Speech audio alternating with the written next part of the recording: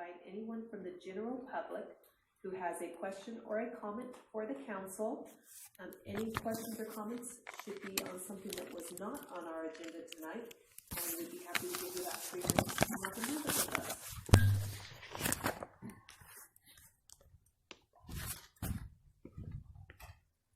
If you'd please state your name and whether or not you're a resident of Twin Falls. Thank you. My name is Nick, and I live in Twin Falls. Thank you. Hello.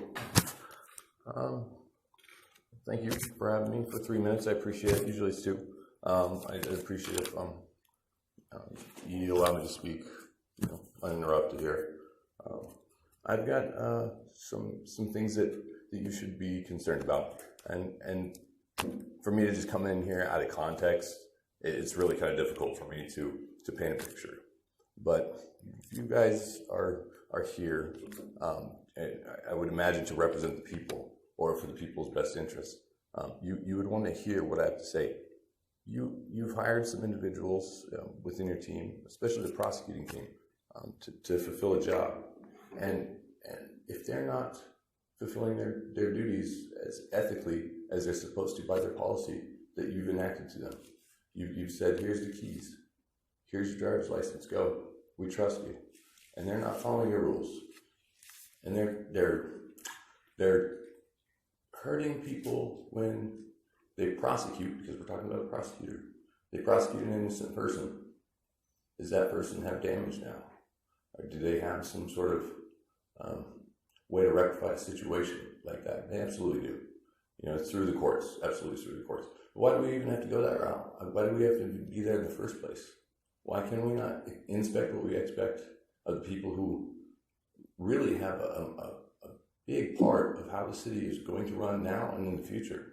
If we're incarcerating people for up to 7 years, or even the threat of incarcerating people for 7 years, and then sending them out after holding them for a substantial period of time, 4 days. If you've ever spent any time in jail, a week will make you think twice about doing whatever you did.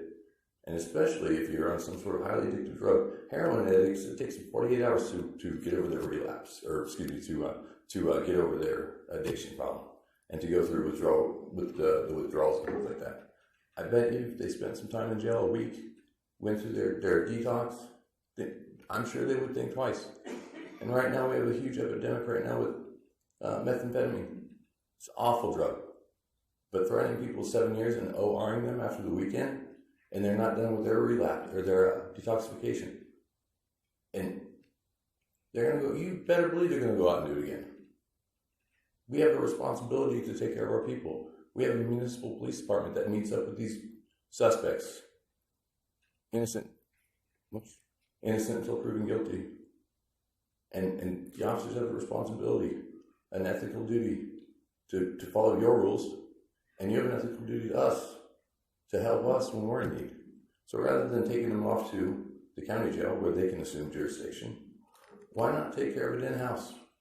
Why hand it over to somebody who's going to use an archaic and barbaric method to threaten, terrify individuals into having no choice but to reach out to that which makes them forget all of their worries and pains?